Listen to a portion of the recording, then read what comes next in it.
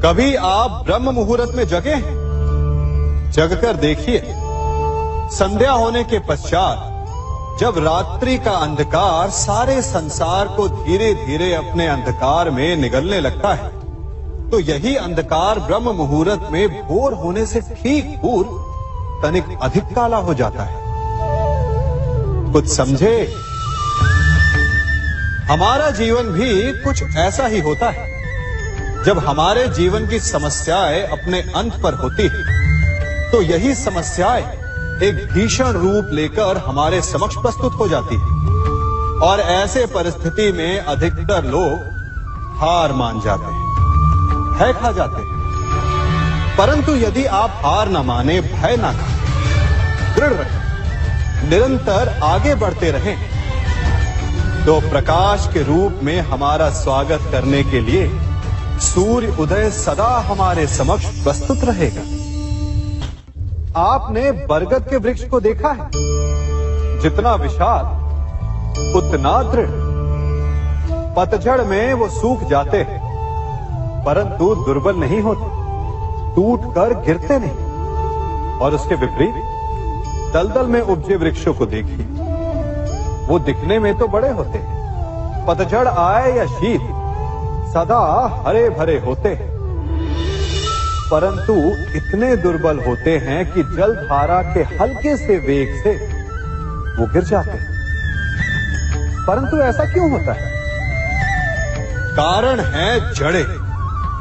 जिसकी जड़ें दृढ़ भूमि में है, वो हर चक्रवात, हर ऋतुओं को सह लेता है, और जिसकी जड़ें दलदल में है, वो स्वयं की जड़ों को दुर्बल बना लेता है। कुछ ऐसा ही मनुष्य भी होता है, जो अधर्म, कुकर्म और असत्य की धरा पर उपजा है। वो समय की एक मार भी नहीं सह पाता, और जो मनुष्य सत्य, धर्म की धरा पर उपजा है, वो हर समस्या से अविचलित हो जाता है। अब आप पर निर्भर करता है कि आप क्या बनना चाहते हैं। हमारे जीवन में मित्र और शत्रु बड़ा महत्व रखते हैं। यदि गंभीरता से सोचा जाए तो ऐसा कोई क्षण नहीं जब हम अपने मित्रों के बारे में ना सोचते हो या फिर अपने शत्रुओं के बारे में। हमारा हर कार्य या तो हमारे मित्रों के हित के लिए होता है या फिर हमारे शत्रुओं के अहित के लिए। हम हर स्थान या तो अपने मित्रों के साथ होते हैं या फिर अपने शत्रुओं के साथ। कोई नहीं चाहता कि उनका शत्रु प्रसन्न रहे। हर कोई अपने शत्रु को नष्ट कर देना चाहता है, और ऐसा करने के लिए वो हर संभव प्रयास करता है। उसे आर्थिक, मानसिक और शारीरिक हानि पहुंचाने का प्रयास करता है। परंतु यदि मैं आज आपको ऐसा मंत्र सिखाऊं जिससे आप अपने शत्रु को सदा के लिए नष्ट कर दे तो, और वो मंत्र है मित्र बनाना। अपने सभी शत्रुओं को अपना मित्र बना लीजिए और आपके सारे शत्रु स्वतः ही समाप्त हो जाएंगे। मैं क्या कर रहा हूं? मैं दिए प्रज्वलित कर रहा हूं ताकि अंधकार को मिटा सकूं। अब आप कहेंगे कि इसमें कौन सी बड़ी बात है ना? परंतु इसमें महत्वपूर्ण बात समझने के लिए यह है कि मैं क्या नहीं कर रहा हूं, और मैं अंधकार नहीं कर रहा हूं। क्योंकि अंधकार को मिटाने के लिए प्रकाश का अस्त्र तो उठाना ही पड़ता है। बुराई को बुराई से नहीं, अच्छाई से जीता जाता है। अन्याय को अन्याय से नहीं, न्याय से लड़ा जाता है। क्रोध को क्रोध से नहीं, क्षमा का साथ लेना होता है। ठीक उसी प्रकार एक लोहा लोहे को काटता है, परंतु एक ठंडा लोहा ही गर्म लोहे को काट सकता है। इसलिए यदि आपको अपने जीवन में विजयी होना है तो अपने शस्त्रों को, अपने अस्त्रों को सोच समझ कर उठाइए, क्योंकि एक अनुचित सोच परिणाम पर भारी प्रभाव डाल सकती है। आप सब सोच रहे होंगे कि ये क्या मैं करने लगा। मैं इस पौधे को जड़ से उखाड़ रहा हूं। आश्चर्य हो रहा है ना कि एक पौधे को उखाड़ना या काटना ना केवल एक अपराध है अपितु पाप भी है। तो फिर मुझे ऐसा करने की क्या आवश्यकता पड़ गई? क्योंकि कई बार विनाश ही सृजन तक पहुंचाता है। यदि नया भवन बनाना हो तो पुराने भवन को गिराना पड़ता है। व्यवस्था को परिवर्तित करने के लिए क्रांति लानी पड़ती है। और उसी प्रकार यदि किसी वृक्ष या किसी पौधे की जड़ों में घुन लग जाए या उसका मूल सड़ जाए तो उसे जड़ से उखाड़ देना ही श्रेयस्कर होता है, ताकि उस स्थल पर नए पौधे उपज सके। युद्ध करना पर्याय नहीं, परंतु कभी कभी शांति के लिए युद्ध करना आवश्यक हो जाता है। संसार में सबसे श्रेष्ठ क्या है? फूल या कांटे, प्रेम या घृणा, संपन्नता या दरिद्रता, मित्र या शत्रु? बताइए। अब आप भी कहेंगे कि भला ये कोई पूछने की बात हुई? अवश्य, फूल, प्रेम, संपन्नता और मित्र ही श्रेष्ठ है। परंतु क्या आपने अपने जीवन में कभी सोचा है कि हर एक भाव, हर एक वस्तु, हर एक घटना का एक गुण धर्म होता है? त्वचा पर जलन करने वाले फूलों से अधिक श्रेष्ठ वो कांटे हैं जिनसे आप अपने घर की बाढ़ बनाते हैं ताकि वन्य पशु आपके भीतर ना आ सके। वो प्रेम श्रेष्ठ नहीं जो आपको अंधा, लोभी, पक्षपाती बनाता। वो घृणा श्रेष्ठ है जो आपको नया मार्ग दिखा दे। वो संपन्नता श्रेष्ठ नहीं जो आपको कृपण बना दे, मद्दांध बना दे। वो दरिद्रता श्रेष्ठ है जो आपको जीवन में परिश्रम करने की शिक्षा दे। कुविचार देने वाले, बुरा मार्ग दिखाने वाले मित्रों से अधिक श्रेष्ठ वो शत्रु होते हैं जो हमें जीवन का लक्ष्य दे दे। इसलिए अपने जीवन में हर वस्तु, हर भाव, हर घटना के गुण धर्म को पहचानिए और उसके पश्चात अपना चयन कीजिए। स्वर्ण। हम सभी को अपने जीवन में स्वर्ण से कभी ना कभी कुछ ना कुछ थोड़ा या अधिक मोह होता ही है ना? परंतु क्या आपने कभी सोचा कि स्वर्ण को प्राप्त कैसे किया जाता है? जब भूमिगत खदानों से स्वर्ण को निकाला जाता है तब वो एक पाषाण की भांति होता है।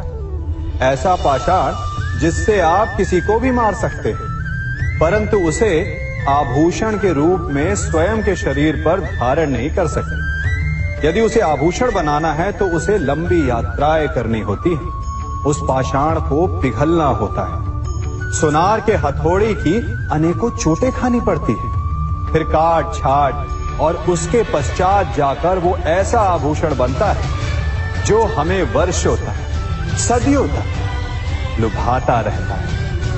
इसलिए यदि आपको समय पर विजय पानी है तो स्वयं के निर्माण पर समय देना होगा। हम सभी सुनते आए कि जो वीर होता है, साहसी होता है, शौर्यवान होता है, उसके समक्ष सारा संसार झुकता है। वीर भोग्य वसुंधर। परंतु वीरता है क्या? शौर्य क्या है? साहस क्या है? साहस युद्ध नहीं, वीरता विजय नहीं, शौर्य कभी ना गिरना नहीं। साहस किसी चुनौती के समक्ष खड़े होने का भाव है, तो वीरता उस चुनौती को उत्तर देने के लिए पूर्ण परिश्रम लगा देना है। और शौर्य का अर्थ है गिरकर फिर से उठने का साहस रखना, बार बार प्रहार करके वीरता दिखाना, निरंतर प्रयास करते रहना, निरंतर परिश्रम करते रहना।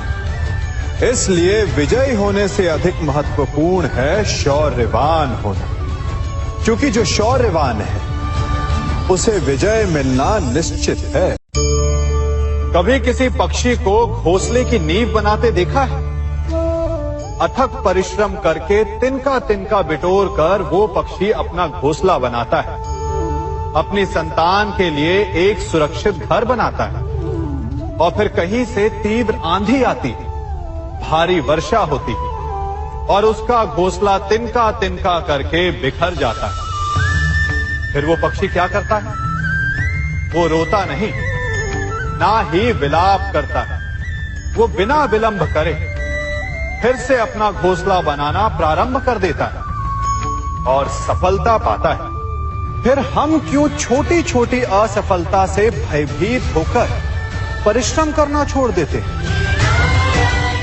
एक बात सदा स्मरण रखिएगा, हर वृक्ष कुल्हाड़ी की एक मार से नीचे नहीं गिरता, हर चट्टान घन के एक प्रहार से नहीं टूटती। सफलता पाने के लिए अनावरत परिश्रम करना ही मात्र एक मार्ग है। स्वीकारण, सत्य का स्वीकारण मनुष्य के लिए बहुत ही महत्वपूर्ण है। जब तक मनुष्य सत्य को स्वीकार नहीं करता, उसे असत्य से लड़ने की शक्ति प्राप्त नहीं होती। जब आप भोजन करते हैं तो क्या होता है? आपका पेट स्वीकारता है कि वो भर चुका है और आप भोजन करना बंद कर देते हैं। जब आपको निद्रा आती है तो क्या होता है? आपका मन स्वीकारता है कि आपका शरीर थक चुका है और उसे विश्राम की आवश्यकता है। उसी प्रकार जब आपको किसी व्यसन को रोकना हो तो आपको स्वीकारना पड़ता है कि बहुत हो चुका, चाहे वो लालच हो या मदिरापान।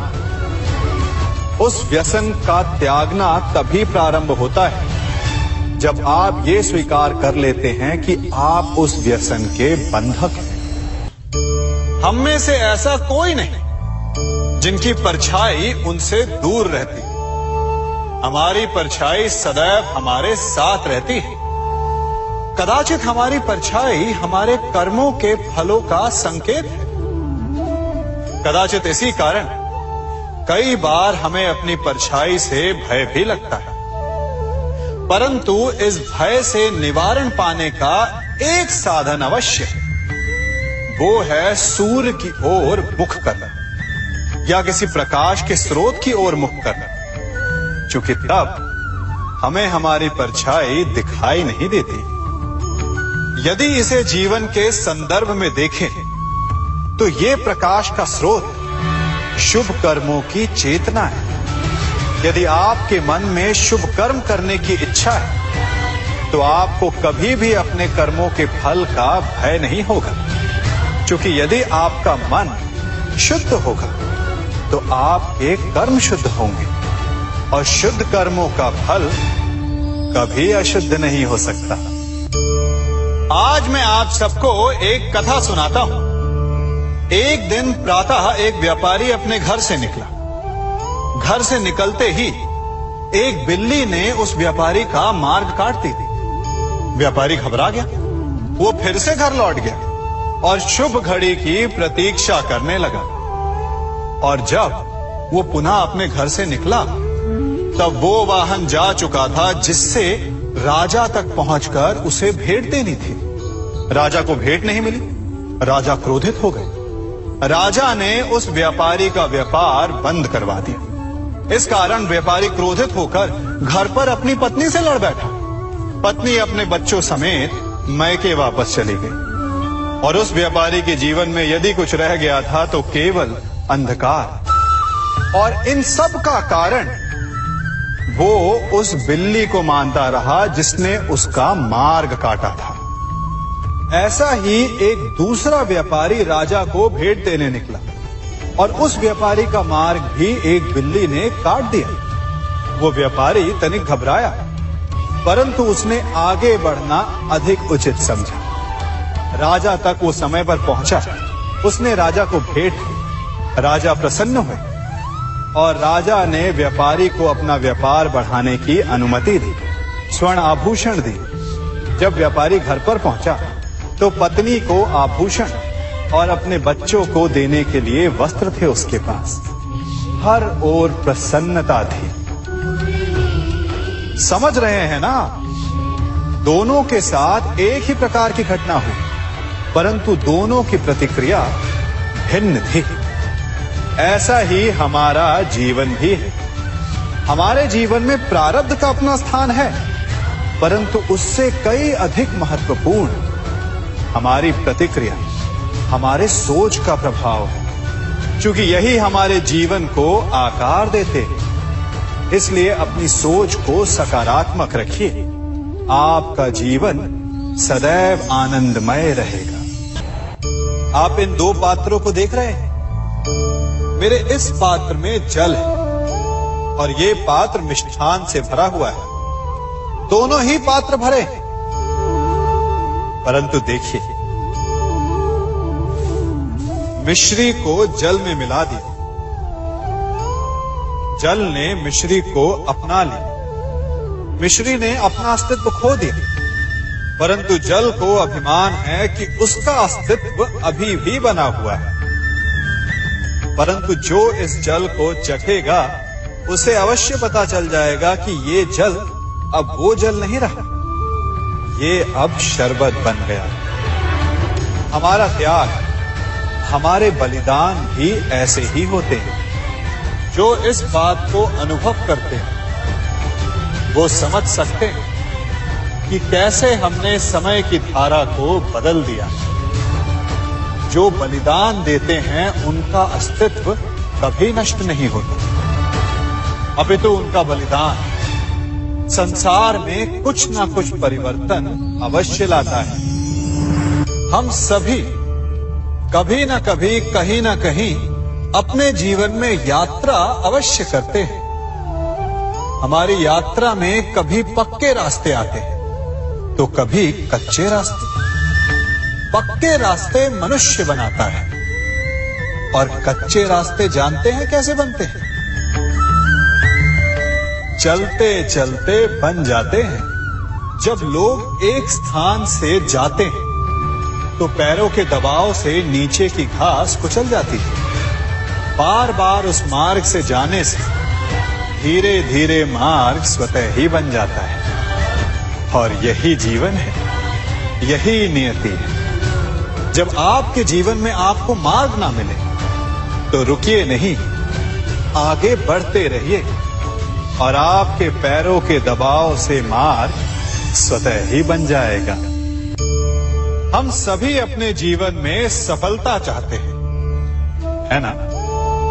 उसके लिए हम रात दिन परिश्रम करते हैं, कड़ी मेहनत करते हैं, परंतु फिर भी असफल हो जाते हैं। परंतु ऐसा क्यों होता है?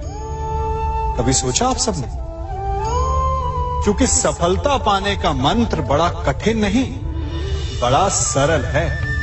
उचित विचार, उचित समय, उचित स्थान पर उचित प्रहार। जब आपके विचार, समय, स्थान और प्रहार यानी परिश्रम उचित है तो सफलता आप ही को मिलेगी। जिस प्रकार एक लोहार लोहे से कुछ बनाते समय उस लोहे के सही ताप तक के आने की प्रतीक्षा करता है और समय आने पर उचित स्थान पर पर्याप्त बल से प्रहार करता है और लोहा आकार ले लेता है, ठीक उसी प्रकार आपकी सफलता भी आकार लेती है।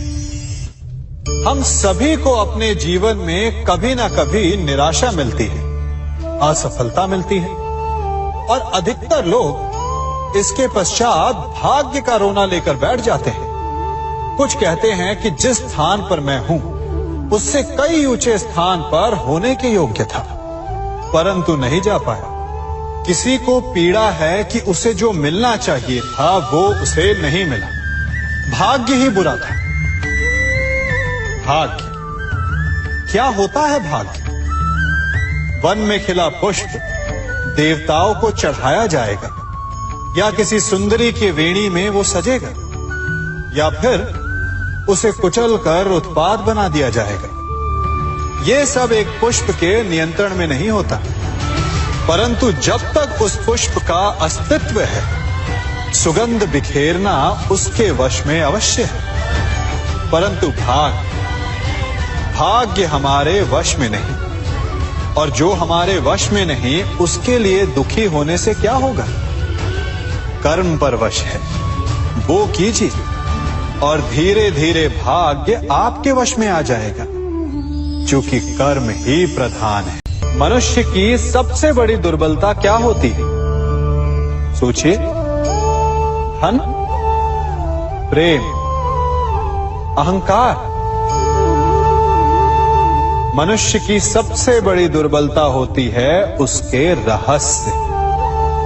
चाहे आप कितने भी शक्तिशाली क्यों ना हो, कितने भी प्रबल क्यों ना हो, परंतु उसके रहस्य उसके नाश की चाबी होती है। इसलिए यदि प्रबल रहना है, शक्तिशाली रहना है, समर्थ रहना है, तो अपने रहस्य को किसी को भी ना बताएं, ना मित्र को और ना ही शत्रु को, क्योंकि समय पड़ने पर कब कौन शत्रु हो जाए ऐसा कहना संभव नहीं।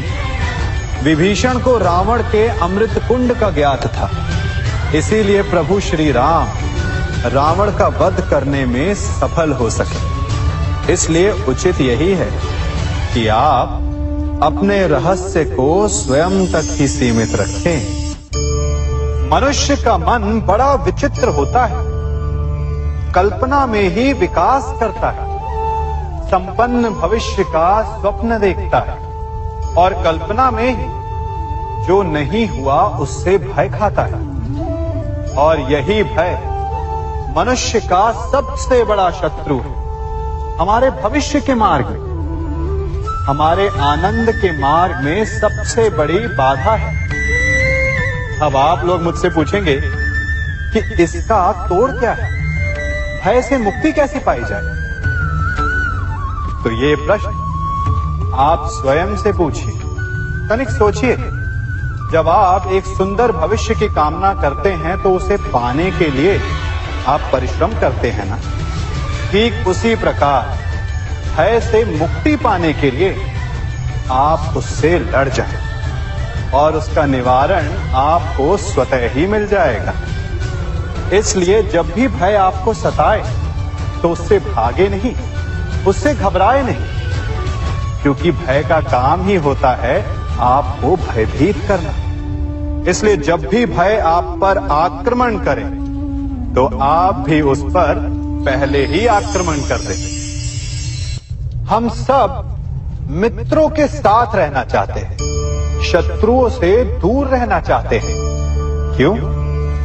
क्योंकि हमें जीवन में आनंद पाना है, जीवन में आगे बढ़ना है, स्वयं को संपन्न देखना है। और यदि किसी से भी आप पूछेंगे कि जीवन में सफलता पाने के लिए सबसे अधिक आवश्यकता किसकी होती है, तो हर एक आपको लगभग एक ही उत्तर देगा। सफलता प्राप्त करने के लिए आपको सच्चे मित्रों की आवश्यकता होती है। परंतु यदि आपको और अधिक सफल होना है तो आपको केवल मित्रों की नहीं, शत्रु की अधिक आवश्यकता है। अब आप कहेंगे, ये मैंने कैसी बात कर दी? तनिक स्वयं सोचिए। जब भी संकट आता है तो मित्र क्या करते हैं?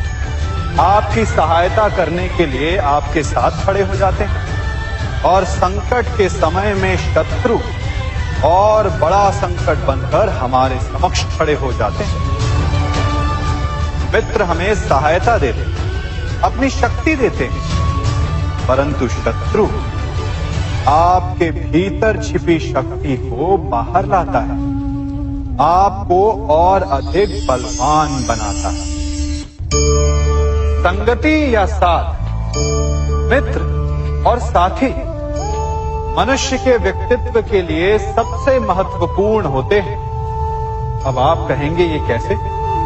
मनुष्य अवश्य अपने व्यक्तित्व के लिए उत्तरदायी होता है, परंतु मनुष्य संगति में ना चाहते हुए भी उसका व्यक्तित्व संगत की भांति हो जाता है। इन पात्रों को देख रहे हैं? मध्य में जल रखा है, इसमें दूध है और इसमें मलिन कीचड़ रखा है। यदि मैं इस जल को इस दूध में मिलाता हूं तो ये जल दूध बन जाता है, और यदि इसी जल को इस मलिन कीचड़ में मिलाता हूं तो क्या हुआ? ये जल कीचड़ बन गया। ऐसी कोई युक्ति नहीं कि जल बिना घुले मिले दूध या कीचड़ में अपना अस्तित्व बनाए रखे या उनसे अलग रहे। और ठीक ऐसा ही मनुष्य के जीवन में भी होता है। यदि एक गुणहीन व्यक्ति गुणवानों की संगत में बैठे तो उसे भी गुणवान समझा जाता है, सम्मान का पात्र समझा जाता है। और यदि एक गुणवान व्यक्ति गुणहीनों की संगत में बैठे तो उसे भी तिरस्कार मिलता है। इसलिए अपने जीवन में सदैव संगति सोच समझकर सावधानी से चुनिएगा। कभी खेत में किसी किसान को खेती करते देखा है? वो उसे सींचता है, उसे जोतता है, पशु पक्षियों से खेत की फसल की रक्षा करता है। परंतु एक बात का वो सबसे विशेष ध्यान रखता है कि कहीं खेत में खरपतवार ना उग जाए, क्योंकि एक खरपतवार खेत की सारी फसल को नष्ट कर सकती है। ठीक उसी प्रकार यदि वंश की कोई संतान खोटी निकल जाती है तो वो समूचे वंश का सर्वनाश कर देती है। इसीलिए संतान के लालन पालन में विशेष ध्यान देना आवश्यक होता है, क्योंकि संतान वो फसल होती है जो वंश के आने वाले समय को महान बना सकती है या फिर वंश का पतन भी कर सकती है। मनुष्य भी बड़ा विचित्र प्राणी है। अपनों से नीचे के स्तर के लोगों को वो हे दृष्टि से देखता है, उनका उपहास उड़ाता है, उनसे बार बार कहता है कि तुम्हारा कुछ नहीं हो सकता, तुम भविष्य में कुछ नहीं कर पाओगे। जब मनुष्य के पास धन संपत्ति मान होता है तो वो दूसरों का आदर नहीं करता, परंतु वो एक बात भूल जाता है कि उससे भी अधिक शक्तिशाली कोई अस्तित्व में है, और वो है समय। काल काल अपना चक्र कब बदलेगा ये कोई नहीं जानता। समय अपनी करवट कब लेगा ये कोई नहीं जानता। कोयला भी समय के साथ साथ हीरे में परिवर्तित हो जाता है। इसलिए जीवन में कभी भी किसी का भी उपहास नहीं उड़ाना चाहिए।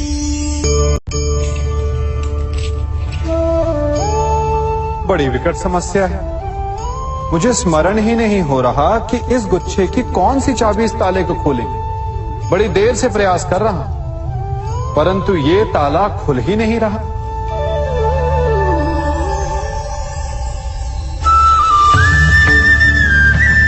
ऐसी परिस्थिति में आप क्या करेंगे? अधिकतर लोग ऐसी परिस्थिति में अपनी आशा खो बैठते हैं। उन्हें लगता है कि चाबी खो गई। वो तिलमिला जाते हैं, क्रोधित हो उठते हैं। परंतु उस समय धैर्य रखें तो गुच्छे की अंतिम चाबी ताला खोल सकती है।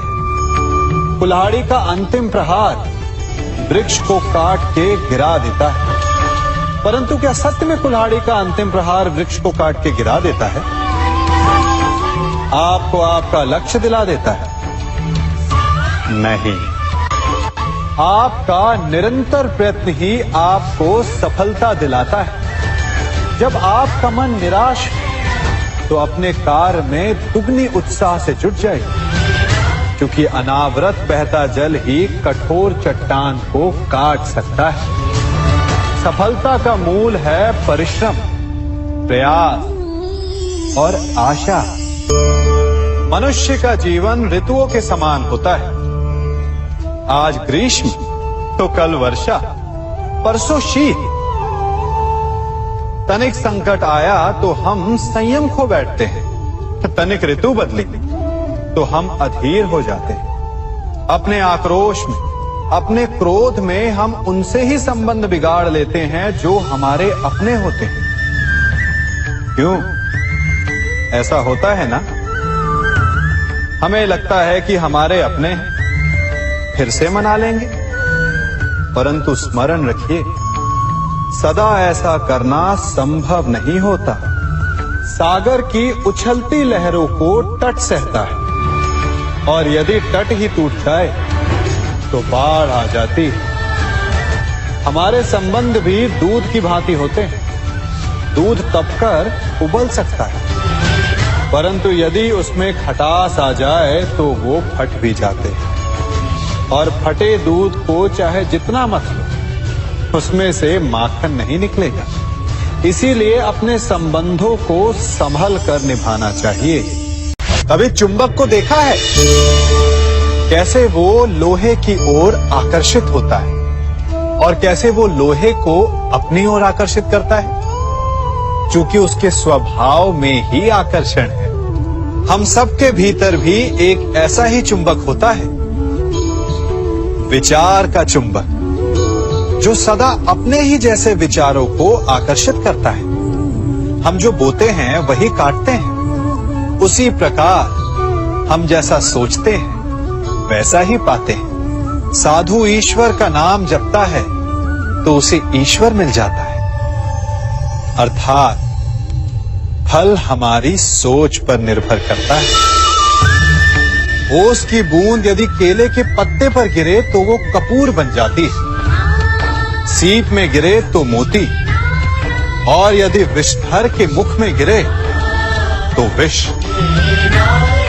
बूंद एक है, परंतु उसके प्रारब्ध भिन्न है, क्योंकि उसे आकर्षित करने वालों का व्यवहार भिन्न है।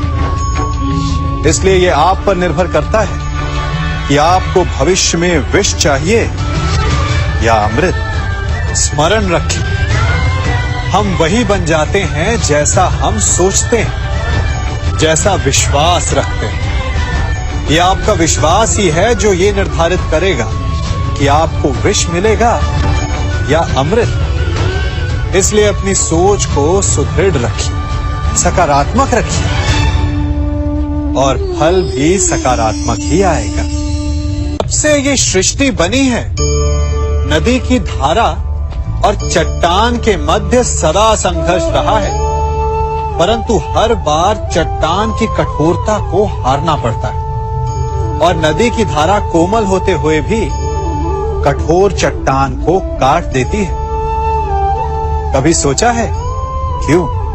चट्टान इतनी कठोर और जल इतना कोमल, चट्टान इतनी दृढ़ और जल इतना लचीला, फिर भी सदा जल कठोर चट्टानों के मध्य से अपना मार्ग बना ही लेती है।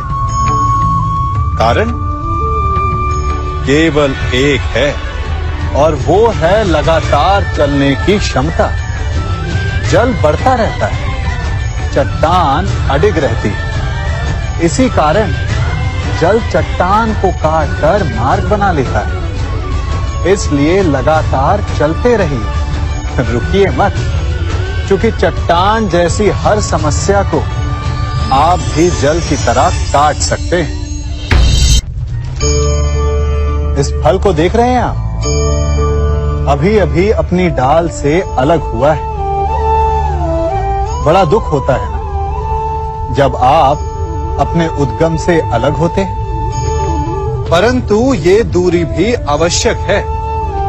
अब इस फल को ही ले लीजिए। अपने जीवन दाता वृक्ष से अलग होकर ये ना केवल किसी की भूख शांत करेगा, अभी तो इसके भीतर के बीज से एक नए वृक्ष का सृजन भी होगा और कई फल जन्मेंगे। सृजन की प्रतिक्रिया में पीड़ा आवश्यक है। यदि पीड़ा नहीं होगी तो सृजन नहीं होगा। पीड़ा अपने उद्गम से दूर होने, पीड़ा अपनों से दूर होने। इस फल की भांति हम मनुष्यों को भी अपने उद्गम से, अपने सगे संबंधियों से अलग होना पड़ता है। और यही अलगाव एक नए सृजन को, एक नई सृष्टि को, एक नए विकास को जन्म देता है। इसलिए ऐसे अलगाव से दुखी मत होइए, उसका स्वागत कीजिए, क्योंकि ये विकास की नींव है। अपराध वो भावना है जिसके कारण संसार में सदा दुख ही व्याप्त रहता है। हम सब अपराधियों से घृणा करते हैं, उन्हें कोसते हैं, परंतु क्या कभी विचार किया है कि कोई भी जन्म से अपराधी नहीं होता? तो ऐसा क्या कारण है कि कोई इतना बुरा बन जाता है कि वो बुराई की सीमाएं ही पार कर जाए? कारण है कामना। यदि कामना पर नियंत्रण ना रखा जाए, यदि कामना को पूर्ण करने के लिए परिश्रम ना किया जाए, तो वो तृष्णा में बदल जाती है, और तृष्णा लालच में, और लालच छल में, और छल करते ही मनुष्य अपराध की ओर अपने पग बढ़ा देता है। इसलिए ये अत्यंत आवश्यक है कि मन की कामनाओं पर नियंत्रण रहे। यदि मन पर नियंत्रण रहेगा तो अपराध पर स्वयं ही नियंत्रण हो जाएगा। हम सबका मन करता है कि हम जीवन में ऐसे शिखर पर पहुंचे जहां हमसे ऊपर कोई ना हो, जहां हमें कुछ करने की आवश्यकता ना पड़े, है ना? कुछ लोग इस शिखर पर पहुंच भी जाते हैं, परंतु उनका मन सदा विचलित रहता है। इतनी मनोरंजक बात है ना कि जिस विश्राम को पाने के लिए हम इतनी मेहनत करते हैं, इतना परिश्रम करते हैं, वो हमें मिलता ही नहीं। कारण स्वयं सोचिए, वन का राजा होने के पश्चात भी सिंह को अखेट के लिए परिश्रम क्यों करना पड़ता है? सोचिए। मैं बताता हूं, क्योंकि राजा होने का अर्थ ये नहीं कि वो सदा सोता रहे और मृग स्वयं उसके समक्ष आकर कहेगा कि आइए महाराज, मुझे खाकर अपनी भूख मिटाइए। तो समझ लीजिए, कार्य आपके परिश्रम से संपन्न होते हैं, केवल कामना से नहीं। यदि आप नीचे हैं तो सदा स्मरण रखें कि आपका परिश्रम ही आपको ऊंचाइयों पर ले जाएगा, और यदि आप ऊंचाई पर हैं तो वहां पर भी रहने के लिए आपको निरंतर परिश्रम करते रहना होगा। अर्थात परिश्रम से मुक्ति नहीं है, क्योंकि परिश्रम ही जीवन है। सबसे अधिक महत्वपूर्ण क्या है? जीवन, या जो जीवन में पाया, यात्रा, या यात्रा पूर्ण करने के बाद पाया गया लक्ष्य, कर्म या उसके फल? बहुत ही महत्वपूर्ण परंतु विकट प्रश्न है ना? परंतु तनिक धीरज से सोचेंगे तो इसका उत्तर अधिक कठिन नहीं है। यदि जीवन यात्रा है तो उसका लक्ष्य क्या होना चाहिए? स्वयं सोचिए। मान, संतान, धन? नहीं ना। अंतिम लक्ष्य है परम आनंद, और ये अचानक से नहीं मिलता। इसे पाने का केवल एक ही उपाय, और वही आपका कर्म, वही आपकी यात्रा भी, और वही आपका प्रारब्ध भी है। और आपको कौन बताता है कि आपके लिए सही क्या है? वो है आपका मन, जो मस्तिष्क की भांति हानि और लाभ नहीं सोचता, जो आपको ये बताता है कि शुभ किसमें, संसार का कल्याण किसमें, आनंद किसमें। यदि आपका मन संयमित है तो वो आपका सबसे महत्वपूर्ण मार्गदर्शक है, जो आपकी यात्रा, आपका लक्ष्य, आपके कर्म और उसके फलों को सबको शुभ बना सकता है।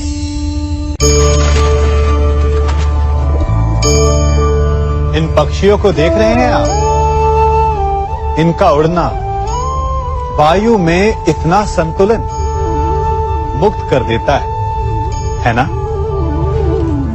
इन्हें उड़ते देख आपके मन में भी इच्छा होती होगी कि इन्हीं की भांति आप भी स्वतंत्रता से उड़ पाएं। ईर्ष्या होती है ना जब आप इन्हें खुले आकाश में ऐसे विचरण करते देखते हैं। पर कभी सोचा है इस उड़ान को, इस स्वतंत्रता को पाने के लिए कितना परिश्रम, कितना अभ्यास किया होगा इन्होंने? आकाश में उड़ने से पूर्व धरती पर कितना गहन परिश्रम किया होगा इन्होंने। इनके माता पिता ने पहली बार जब इन्हें पंख फड़फड़ाने को उकसाया होगा तो कितनी बार घिरे होंगे। पहली बार वायु में उड़ते समय कितना भय लगा होगा इन्हें। अपनी पहली उड़ान के पश्चात धरती पर उतरते समय गिरकर कितनी चोट खाई होगी। इस उड़ान का, इस स्वतंत्रता का ये मूल है। यदि आप ये दे सकते हैं तो अवश्य आप भी इस स्वतंत्रता को पा सकते हैं। इन पक्षियों की भांति ही अपने चारों ओर जब भी आप किसी सफल मनुष्य को देखें तो उससे ईर्ष्या ना करें। उसके परिश्रम और पीड़ा को समझने का प्रयास करें जो उसने यहां तक पहुंचने में पाई है। प्रेरणा लें, प्रयास करें और स्वयं भी सफल हो जाएं।